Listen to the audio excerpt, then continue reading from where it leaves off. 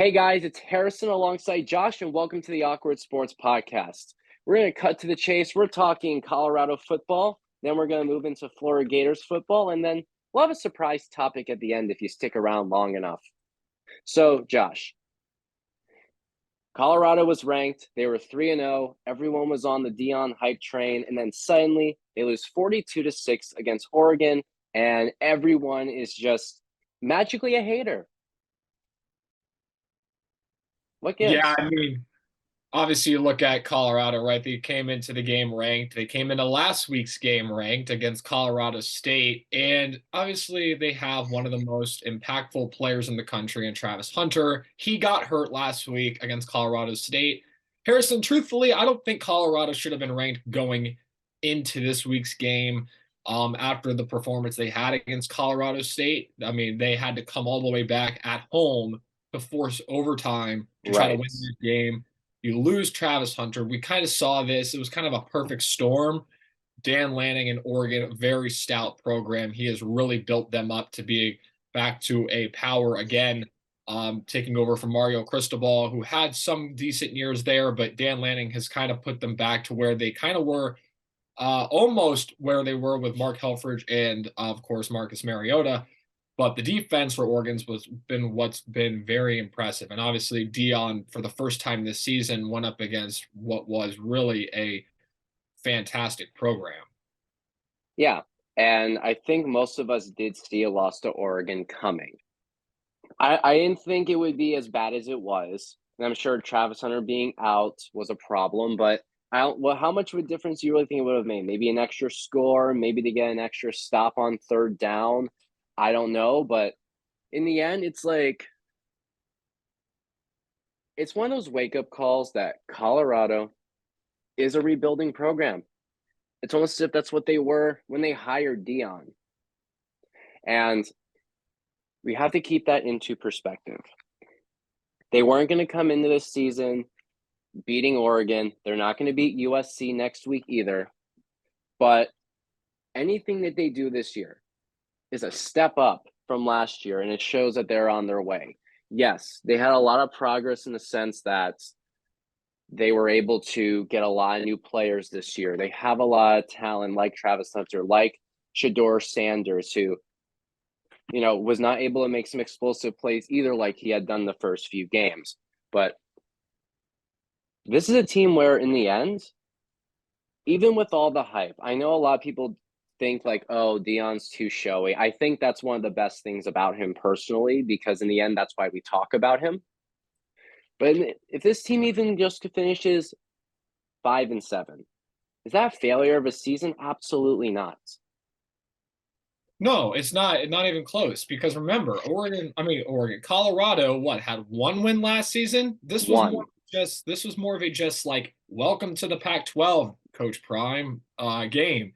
And obviously, this year that conference, albeit its last, is stacked, like we mentioned in previous Yeah, episodes. I mean, there used to be 8 ranked teams in this conference before this week. right. And you have another big one coming up next week against Southern Cal. So and Lincoln Riley and the Heisman winner from last season, Caleb Williams. So yeah, that's not going to be a walk in the park either. So I mean, now they're getting into the brunt of their schedule. Sure, the front end of their schedule has been exciting. It's been fun. It's been good to see for college football, Colorado kind of taking the spotlight. They're never usually in it, so that's kind of cool for their program to kind of rattle off a few wins, get people excited over there in Boulder. But yeah, now they're going to be facing a lot of tough matchups, and at the end of the year, we'll see if they scrape by and make a bowl appearance. It'll be interesting to find out. Yeah, and I have most other matchups up here in my notes, and I still think making a bowl is still pretty doable. Like, let's look at who they still have on the schedule. All right, let's look. They start off 3-0. They beat TCU, who's not what they were last year. A lot of those players are no longer on the team. Beat Nebraska, cool. Beat Colorado State. Those are two teams that they probably wouldn't have won last year. You have still, let's just write off USC. They're not beating Utah either. Utah is a legitimate football program as well nowadays. I think they can beat Arizona. They're 3-1, but they barely beat Stanford, who we'll get to in about a second. They beat University of Texas, El Paso, who's not good, and Northern Arizona. I would put Colorado in the win column for that one. Arizona State, they're 3-1. Their only win is Southern Utah. That I can put that in the win column as well. Get them to 5 wins. Stanford, 1-3. Only win is Hawaii, and they lost to an FCS team. That gets them to a bowl. I want to go a step further, though. I think there are some maybe wins in there as well. I think beating UCLA is doable. Their only wins are NC Central, San Diego State, and Coastal. And, these are teams that aren't good this year. They've been previously good. In the past, I would have said, oh, yeah, you beat San Diego State, quality win. Coastal, they're usually ranked, but they're not very good this year. And they beat NC Central. They lost to Utah. I think if everything comes together, they could beat Oregon State and they could beat Washington State. Now, those are tougher, but if you look at who those two teams have played, Oregon State and Washington, really, when it comes to the quality matchups, only have each other. And one of them already has a loss because they played the other team. So I would still say the ceiling for this team is, 4, 5, 6. They could still, in theory, I'd say their ceiling is still 9 wins. Do I think they'll win 9 games? No. But it's kind of crazy that a team that went 1-11 last year still has a 9-3 ceiling. So, I mean, you look at Colorado's schedule. I see wins there with Arizona State, with Stanford. I'm not so sure they beat UCLA. I think that, we saw them mainly because I'm not so sure how Travis Hunter is going to be, if he's going to be back by that point. You saw him not play against Oregon. Obviously, was that going to change the outcome of that game? No, I think that Oregon still wins that game pretty handedly. But what I did notice is Colorado didn't seem to have a backup plan without Travis Hunter. They didn't seem like they had a number 2 option. They didn't seem like they had an identity without him. So without him, I don't think they're even going to be like, if they're even in a close game with some of these other teams, I'm not so sure they have another player that can put them over the top. Yes, and that's a very good point, Travis Hunter. Just to point out some of his stats here, and I have them pulled up. Despite the fact that he's listed as a cornerback online, he has 213 receiving yards, averaging a baker's dozen per reception. That's 13. A lot of times that's what you're hoping for, like your number 2 wide receiver, and you're getting that from your two-way player. That's just how effective he is. So that's a very good point. If Travis Hunter is not available for certain games like UCLA, and in turn, if he's not there for Oregon State or Washington State, then yeah, you can put those in the loss column right now.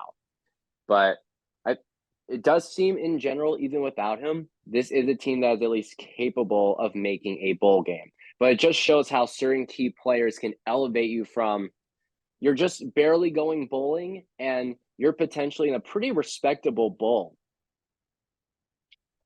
Yeah, I mean, absolutely. And again, the fact that he plays both sides of the ball, I mean, ceiling 9 wins if he's healthy, maybe. I don't know if I see 9 for them, but I can understand the ceiling argument.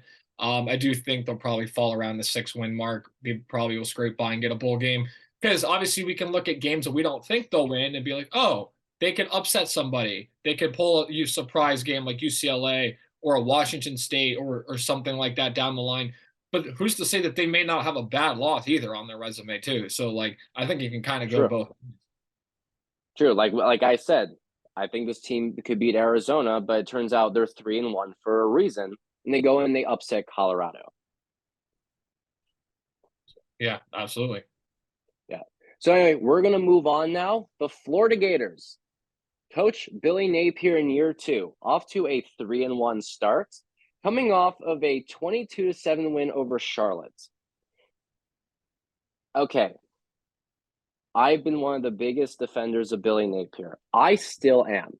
That's not going to change. But the Gators, yes, they won by 15, but did they really win? There were a lot of issues, and they won because they were simply the better team, and that was blatantly obvious. Defense still showed up.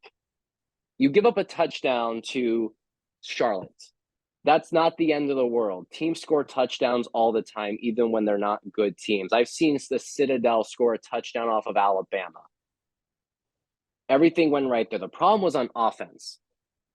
They had one touchdown at the beginning of the game and did not have another one. They had 5 field goals, and they did not get a touch, and they did not find the end zone when they were in the red zone. 4 of the 5 times they were there in the game. So when they were inside the Charlotte 20, they found the end zone once, and it was the first time. On the bright side, if you want to have a positive takeaway, they scored on 6 drives. Not bad, you know? If you put it from that perspective, you spin it that way, it sounds pretty good. But scoring on 6 drives should equate to more than 22 points. Yeah, I mean it should, especially against a team like Charlotte, right? I mean, if you score 22 points and you hold another team to 7 and you look up and the matchup is, oh, Florida played Auburn or Florida played an SEC team in the East and the final score is 22-7, you take that and run with it and there's not as much criticism to go around. I am a big I still believe in Billy Napier as a coach. I think he's a solid coach. I think he's somebody who's a heck of a recruiter, but at the same time, I do think there is also room for improvement Oh, of uh, course. for him. And for him to say after the game that the red zone issues that Florida's offense is having are quote unquote easy to fix. Well, if they're easy to fix, then that means we Yes, should then fix them. see them fixed. That was his words, not mine. No, but I will give him credit for this. And we saw it when he was very transparent about the fact that he was not happy with practices following the win over Tennessee. Right, At least because he's not. At least he's being honest and saying we're making very easy errors to fix. We just want to be plain simple about that.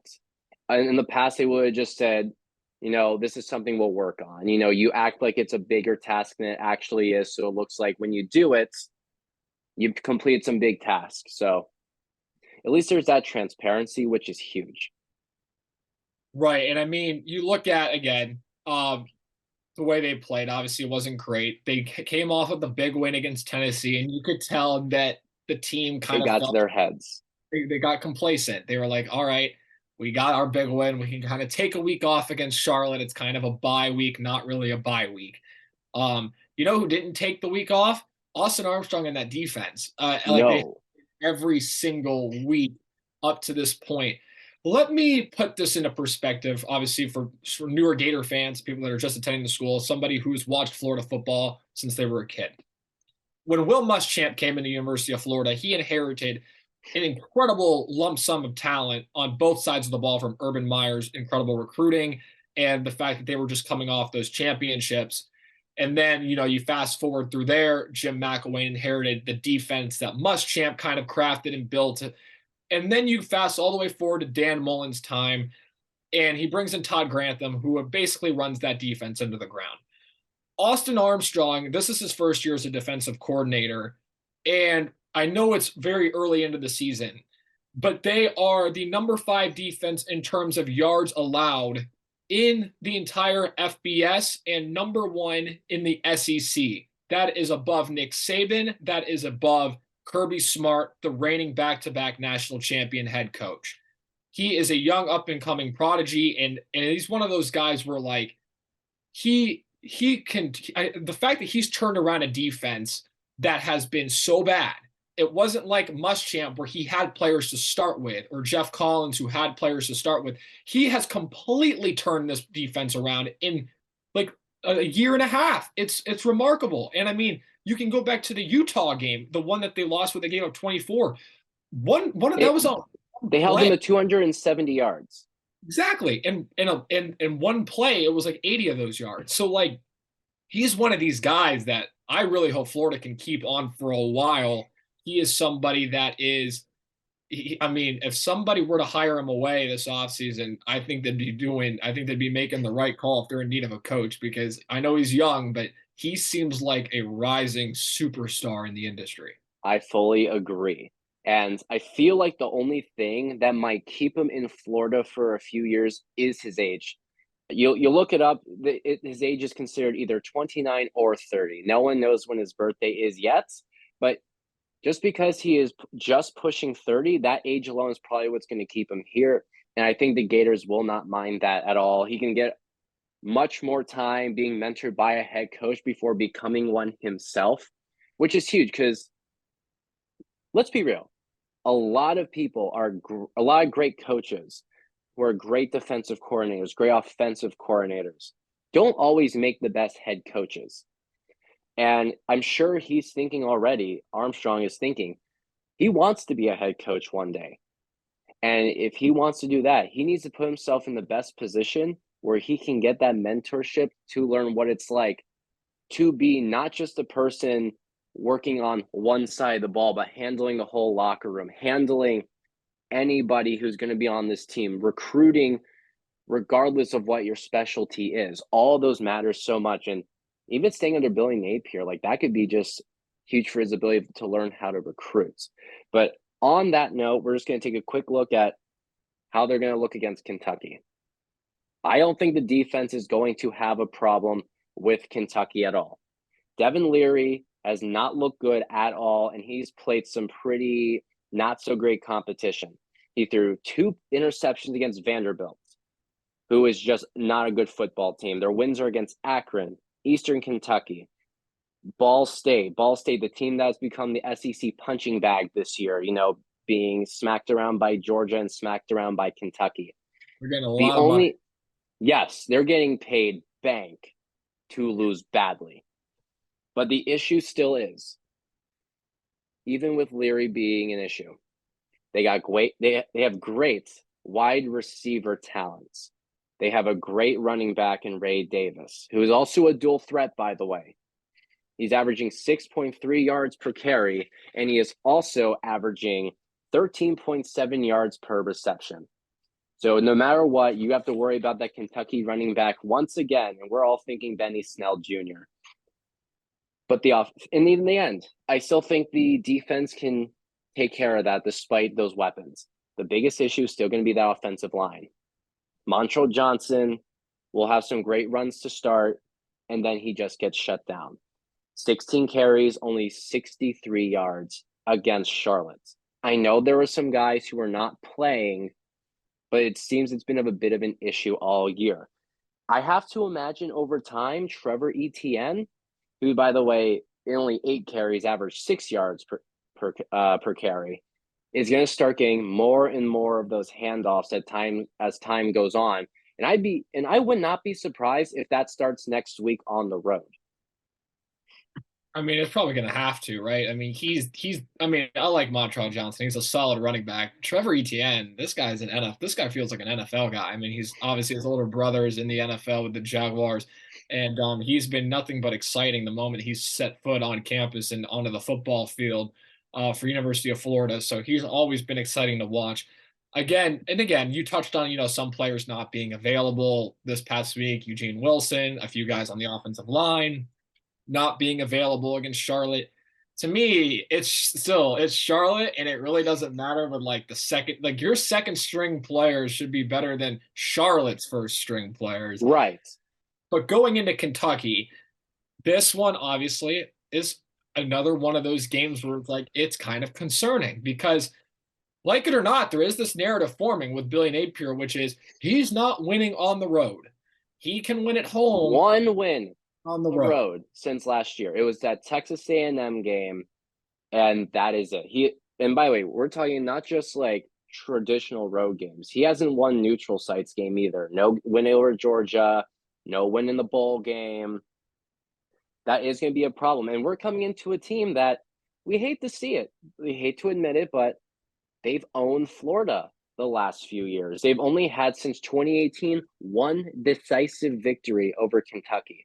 Even one of the 2 wins Dan Mullen had was a late game comeback because Kyle Trask got the chance to come in because Felipe Franks broke his leg. Yeah, and that was, another one of those situations where something had to happen in order for a change to be made. But, unfortunately, both players ended up in the NFL. Good for both of them. But, this is true. You look at Kentucky, and Again, that's the big thing for me. It's the fact that they have to go on the road. Before it used to be that you could just pencil in a win for Florida against Kentucky. They won what, like 31 years in a row? It was like 31, Kentucky. 1986 to 2017.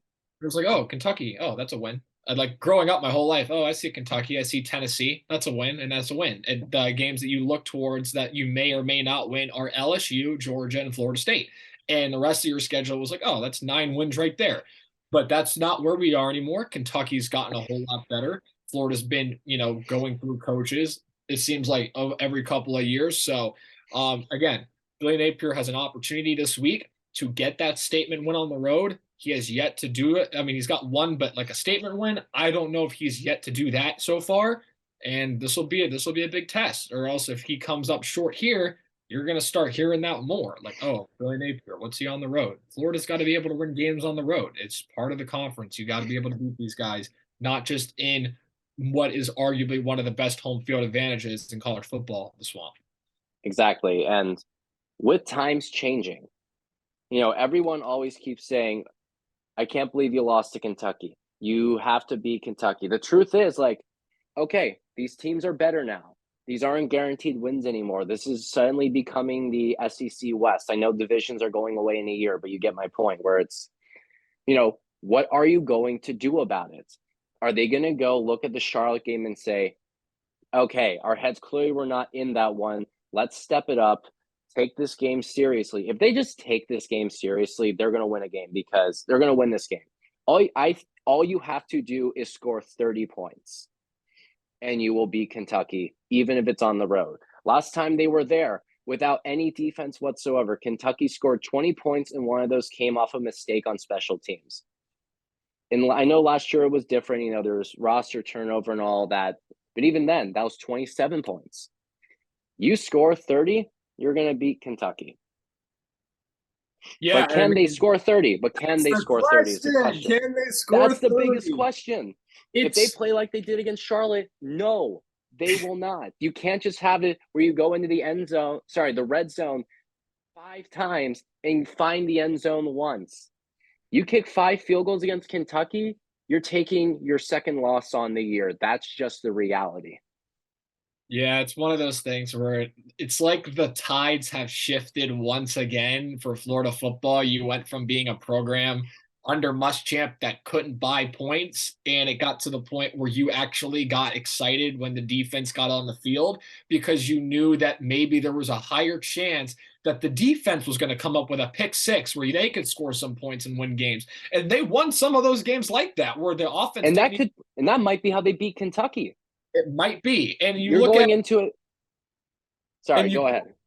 That's all good. And you go from that and you go to the Mullen era, and then it's the complete opposite where they're scoring 40 points a week, but then you're looking at the scoreboard and the other team's got 50. And it's like, well, we've scored like 6 touchdowns, but that's not enough. And now it seems like the tides are flipping back again, where it's like the defense is coming up big. Offense has got to come out there on the field and make plays. Now, I'll give Billy Napier this. Last year, he had Anthony Richardson. He doesn't have him anymore. It's a changing of the guard at quarterback. Mertz has been solid. But Mertz has not been the problem. He's completed almost 80% of his passes this year. It's been the offensive line and the running game. It's been such a handicap. And it's not that Mertz has ever been the problem. It's more just so, like, you just lost a top 5 NFL draft pick. It doesn't matter who you're bringing in. He's not going to be that guy, even if he's not the problem. And then next year, supposedly, Florida's supposed to have another big-time quarterback coming in. So I can give Billy Napier the benefit of the doubt there, assuming he hangs on to the next guy where it's like, well, I don't have that quarterback yet, even though Mertz hasn't been the problem. He may not be, quote-unquote, a Heisman candidate or somebody that can fix the problem. No, and I'm not saying give Mertz the Heisman. I was just saying, everyone – hates this. A lot of people went into this season hating this man's guts just because he exists and he's not AR. And he's just come in and done his job. And by the way, I also fully recognize the fact that if Anthony Richardson came back for another year, which he never should have, I'm glad he didn't, because he went 4th overall and is doing pretty well despite, the injury he already had. Yeah. He probably would have taken a massive step forward this year. He would have been competing for the Heisman. because like you look at the numbers from like Lamar Jackson when he was in college, you know, a very okay first year as a starter, and then absolutely pops off the rest of the way. That is what would have happened with Anthony Richardson had he stayed in college, which would have meant way more explosive plays for Florida. And they have had very few explosive plays at all from the air, from the ground. I think they've had like 3 plays of 20 or more yards, which is fewer than Vanderbilt. Not great, but eventually things are going to sort themselves out. I would not be surprised if the defense does go to the house on a few plays against Kentucky.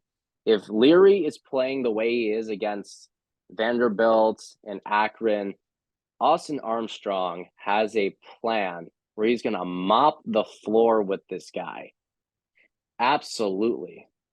Yeah, and I mean, again, yeah, we saw how it worked against Tennessee. I mean, we saw obviously they've given up, a combined 2 touchdowns to the 2 cupcakes that they played. And again, Utah was start of the season, a great team, and they were again on the road. So again, the defense hasn't been the problem all year, but it also will be interesting to see. It's still going to be a little bit of a higher hill for them to climb too, just because they don't have that home crowd at their backs, forcing the offense to take Right. time away of And games. Kentucky's a pretty good home environment, even for football. I know they're a basketball school, but that environment in football is still pretty stellar, all things considered. I have a question for you. Florida, let's say they go in. I will actually take Florida to win this game. I just want to put that out there. That's my pick. Let's say they go in, they beat Kentucky on the road. Then they go and they pick up, let's say, another SEC win on the road later. I don't have the exact schedule in front of me, I have it. So but the what does next that say? Yeah, Kentucky, pull it up. the next game after Kentucky is Vanderbilt at home. That's at home. Yeah. That's a win. I know they lost last year, but that was a fluke. You can write that as a home win in the swamp. I think regardless of what happens in this Kentucky game, I think if they come back home, regardless of what happens, they're going to beat Vanderbilt at home just because they're at home. And I feel like that's just one of those games where, But my question was, what does it say about the loss to Utah? Is there any way you could say, oh, it was just week one? Could you suddenly blame the altitude? Where do you go from here if they start to pick up some road wins after this? Would you say maybe it was just a wake-up call? They have to step it up. How do you frame it going forward? Yeah, I mean, again, the season's still very young, so we're still trying to figure out what this team actually is compared to what the expectations of this team were. So if they beat Kentucky, they go on and beat Vanderbilt, then they go back on the road and beat South Carolina, then you're looking at the bye week before Georgia, right? And then you're looking at one loss, and then you can start looking at it from, okay, maybe it was just week one. But for right now, they're just starting to get into conference play. This is when we're going to start finding out if it was just week one or if, they just hadn't really played a whole lot of great teams. And maybe it's just, oh, the Tennessee win wasn't as great as we thought it was because Tennessee may not be as good as we thought they were going to be. Right. And by the way, if they play the way they did against Tennessee, they will also lose to Kentucky. You can't come out guns a-blazing in the first half and then completely turn off your offense and have only 3 points in the second half. You will lose if that's the case. But yeah, they were so conservative in the second half in that game. Yeah. But anyway, we're going to change gears to the final mystery topic. I groaned wanting to talk about this one, but Josh just had to talk me into it. Gotta be addressed. It's gotta be addressed. Taylor Swift and Travis Kelce, because even on this podcast, you're not allowed to escape this. You're not allowed to escape this at all. I just think it's funny because I look on Twitter and just all the comments from the football fans to It's the just people, the entire feed. like I don't want to say Swifties because that's not really because there are some Swifties out there that actually like to watch football and know football, but it's just so funny for those people that are in the Swifties group that haven't ever watched football. It's funny to see like them like start looking up players and it's like, oh, now everyone knows who Travis Kelce is. Like, yeah, we've kind of known for a while. Like, he's one of the best tight ends in football. Like, it's just one of He's those. the best tight end in football now. Yeah. Oh, yeah, he is. And the whole, like, all the numbers were ridiculous. His jersey sales went up 400%. His social media followers went up by like 150K, more than after the Super Bowl. Yeah, and let me put that jersey number thing in a little bit of perspective here because that kind of blows my mind because it's Travis Kelce, right? Like obviously, like if Taylor Swift was dating like the third quarterback on the Rams or somebody that we have never heard of, their jersey sales are going to skyrocket, whatever number that's going to be, from like 2 to like 500,000, whatever that is. For Travis Kelce's jersey sales to go 400%, he's already selling jerseys because he's Yeah, that. he's already one of the most popular players in the NFL. And Yeah, suddenly a whole new demographic just comes in and says, we're going to make this even bigger. yeah, and like they just It's won the Super. wild. It's crazy, and it's like they just won the Super Bowl too. So it's not like he hasn't been on the national stage. It's not like it's still mind blowing to me how so many people are learning about this guy now, and it's just a testament to how big Taylor Swift is, obviously. Yeah, 12-time Grammy winner. I knew she had won a bunch of Grammys before this, but I actually did not know it was 12 before I saw the graphic on television. Just even football fans are learning more about Taylor Swift because of this. It's kind of a mutually beneficial relationship. I will say it's going to be hilarious when all these fans buy these Kelsey jerseys and then maybe it just doesn't go anywhere. Can you Yeah, imagine you spend like $150 on a Kelsey jersey and then you just get a tweet like a week later that says they broke up? Nah, guys, we're just testing the waters. it We're was just just a friends. ploy. It was just a ploy to build the Chiefs brand and the jersey sales. That's all it was. Yeah, It's that's all it all was. it's a plot against Brittany Mahomes. Have you seen those memes too? Oh, that's funny. It's like Brittany Mahomes in the suite next over. It's like that. Yeah, there was one that showed like Tanya Harding ready to go after. I obviously I'm too old to remember some of these names, but there was a Tanya Harding meme and it showed that with her face, it said Brittany Mahomes getting ready to cause havoc. Just There, like it's been nothing but Taylor Swift, Travis Kelce, and that one Kevin James Getty image meme all over Twitter for the last week and a half.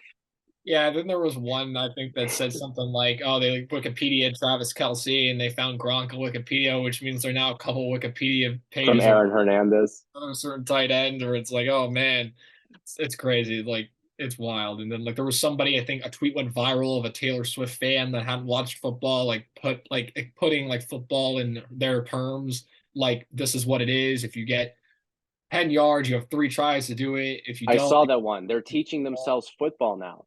exactly. It's just cool to see like another demographic. It's good for the game. It's good for sports. It's good for sports. great for people to get more involved too. Because again, like they mentioned, Taylor Swift has dated like all these other singers, other people as well, but not really athletes. So it's cool to No. see like those guys and like football kind of just even more so become more popular just in the past couple of weeks. Now what would be a good equivalent in another sport? If she was dating them, it would be that kind of deal. Like, let's say we found out she was seeing Connor McDavid in hockey, or if we found out, I mean, obviously that's not necessarily the same Right. equivalent, No, but I'm yeah, pulling yeah. out names the It's listeners will awesome. definitely know. Yeah. Or let's say you go to baseball and you found out she's dating Bryce Harper. You know, James Harden. I think James Harden's probably a good one because obviously you look at him and he's like, oh, he's won an MVP. Like he's great, but you don't look at him as like everyone looks at Patrick Mahomes as the best player in football. Nobody right. looks at James Harden as the best player in basketball, but he's still great. Like we know that he's capable of being great. So like he's gonna be a Hall of Famer, etc. People know who he is because of his beard Exactly. and but like that, probably maybe. I think that's a good comparison. But okay, before we get way too carried away, we're going to call this episode quits. Thank you guys for watching and listening again. I'm Harrison. That's Josh. We'll be back next week to talk more sports, and we will see you next time. Hey, thanks for watching this latest episode. If you enjoyed it, make sure to hit like and subscribe and stay up to date on what's going on with Awkward Sports Media. See you next time.